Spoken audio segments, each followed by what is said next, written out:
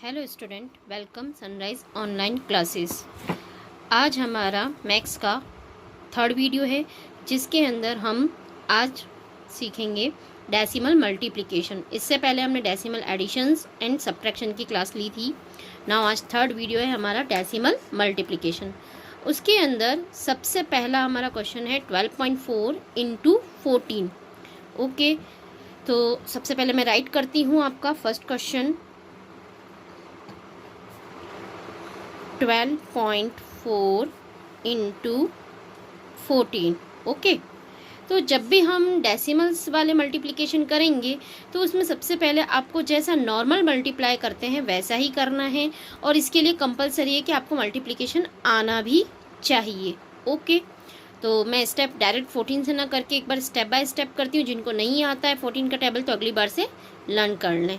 Okay, तो सबसे पहले हम फर्स्ट नंबर जो 4 है, इस 4 को इस 4 से मल्टीप्लाई करेंगे, देन 2 से करेंगे एंड लास्ट 1 से करेंगे। Okay, now start.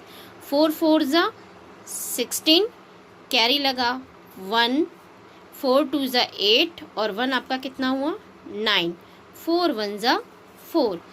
अब हमें क्या करना है, 6 के नीचे या तो 0 लगा सकते हैं या क्रॉस लगा सकते हैं। ठीक है, मैं फ़िलहाल 0 लगा रही हूँ। ओके, नाउ नेक्स्ट, अब हमें 1 से मल्टीप्लाई करना है तो प्रोसेस वही रहेगा। 1 को पहले 4 से मल्टीप्लाई करेंगे, देन 2 से और फिर 1 से। तो 1 4 ज़ा 4, 1 2 ज़ा 2 और 1 1 ज़ा 1।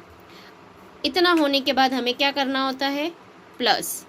अब जब हम प्लस करेंगे तो देखें, 6 को 0 से प्लस किया तो 6, 9 और 4 13, कैरी लगा 1, 4 और 1 5 6 7 एंड 1। ये तो हो गया आपका नॉर्मल मल्टीप्लिकेशन। अब आपको इसमें डेसिमल लगाना है, तो डेसिमल जो पॉइंट हमें लगाना है उसका एक सिंपल सा कंसेप्ट ही ध्यान रखना है।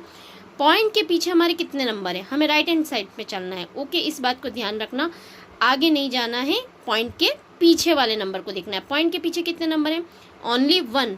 तब हमारा आंसर क्या हो जाएगा 173.6। एक नंबर के बाद ही आपको पॉइंट लगाना है।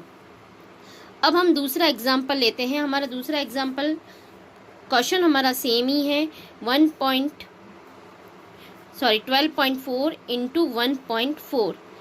ओके, अब आपको इसमें नॉर्मली पता था कि आंसर हमारा क्या आएगा, यही आएगा, बस पॉइंट का चेंज है क्योंकि डिजिट हमारी दोनों में सेम ही थी। ओके, वापस बता देती हूँ, यहाँ 124 इंटू 14 है, यहाँ पर भी 124 इंटू 1.4 है। यहाँ सिर्फ पॉइंट का ही वेरिएशन मैंने लिया है ताकि आपको इजीली समझ में आ सके। तो पहले मैं डायरेक्ट आंसर लिख रही हूँ 1736, जो कि हम पहले वाले एग्जाम्पल में कर चुके थे। अब हमें खाली पॉइंट ही देखना है। तो यहाँ पॉइंट के बाद कितनी डिजिट हो रही है 1, यहाँ पॉइंट के बाद कितनी डिजिट हो रही है 1, 1 और 1 कितना हुआ 2। तो आपको 2 के बाद पॉइंट लगाना है, और कहाँ से काउंट करेंगे आप, पीछे से, 1 और 2। ओके, तो आपका आंसर क्या हो गया 73.36। अब हम नेक्स्ट थर्ड एग्जाम्पल लेते हैं जो कि मैंने ऊपर लिखा था, 1.24 इंटू 1.4। यहाँ भी आपकी डिजिट सेम ही है। ओके, बट पॉइंट का वेरिएशन है, तो आंसर मैं अगेन लिख रही हूँ 1736। अब यहाँ देखते हैं हम, पॉइंट के बाद कितने नंबर्स हो रहे हैं 1 और 2, और यहाँ पर कितने हो रहे हैं, यहाँ 2 है और यहाँ कितना है 1। तो 2 और 1 कितना हुआ 3। तो अब हम अगेन पीछे से काउंट करेंगे 1 2 3। तो किसके पीछे पॉइंट लगेगा, 1 के पीछे। आपको हमेशा यही ध्यान रखना है कि पॉइंट लगाने का क्रम पीछे से ही स्टार्ट होगा, नहीं तो आप रॉन्ग कर देंगे। आप यहाँ पर क्या आंसर्स लिखते हैं बहुत सारे बच्चे, 173.6, जो कि ये जो है वो आपका रॉन्ग है। क्लियर, ऐसा नहीं करना है, आपको पॉइंट लगाने का डायरेक्शन की काउंटिंग पीछे से ही करनी है। नाउ नेक्स्ट एग्जाम्पल हम लेते हैं। अब लेते हैं हम फोर्थ एग्जाम्पल। फोर्थ एग्जाम्पल हमारा क्या था, 1.24 इंटू 0.14। अगेन मैं वही बता रही हूँ, डिजिट वही ली है मैंने इस बार भी, 124 और 14 केवल पॉइंट का वेरिएशन किया है। तो अगेन हम आंसर वही लिखते हैं 1736 6। अगेन हम काउंटिंग करते हैं 1 और 2, पॉइंट के बाद कितने नंबर्स हैं 2, और यहाँ भी कितने हैं 2, तो कितना हो गया आपका 4, 1 2 3 4। तो आपको यहाँ क्या करना है, 4 के बाद लगाना है, तो आपको यहाँ एक क्या लगाना होगा 0। ओके, तो ये आपका आंसर हो गया। क्लियर। एक लास्ट एग्जाम्पल और ले लेते हैं, 5th वाला एग्जाम्पल जो था हमारा, क्या था 5th वाला एग्जाम्पल, 0.124 इंटू 0.14। ओके, मैंने इसको यहाँ लिख दिया है। अगेन हमारा आंसर सेम ही है 1736। अब यहाँ देखिएगा, यहाँ कितने नंबर हो रहे हैं पॉइंट के पीछे 3, और यहाँ कितने हो रहे हैं 2, तो 3 और 2 मिलाकर कितने हुए 5। कितने हो गए बेटा 5। अब हम यहाँ काउंट करते हैं 1 2 3 4, हमारे पास तो 4 ही नंबर है।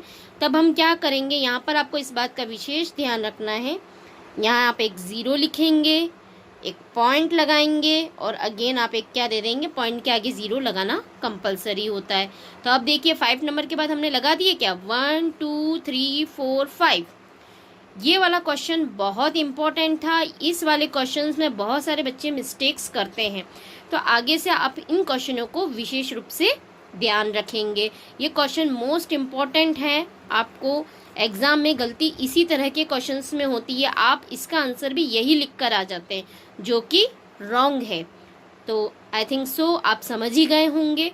क्लियर। साथ ही मैं आपको मैं कुछ मैथ्स की ट्रिक्स भी बता देती हूँ शॉर्ट में करने की। सपोज़ आपको नंबर दिया जाए 16.5 इंटू 10।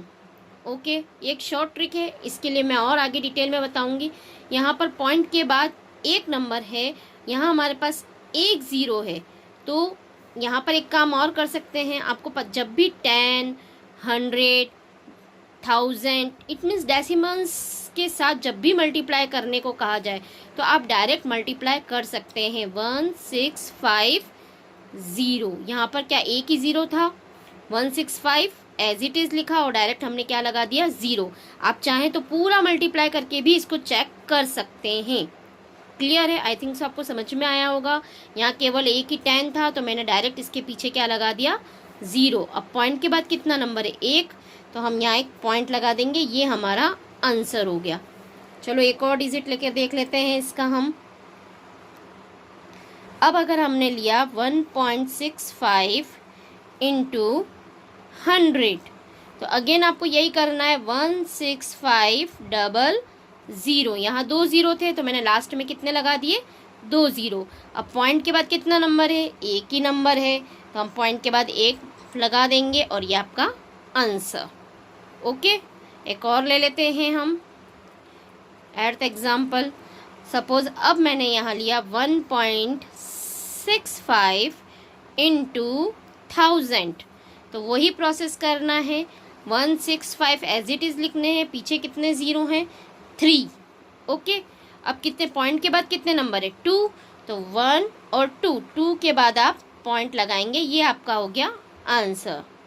ओके, एक लास्ट एग्जांपल और ले रही हूँ ताकि आप लोगों को कोई प्रॉब्लम ना हो।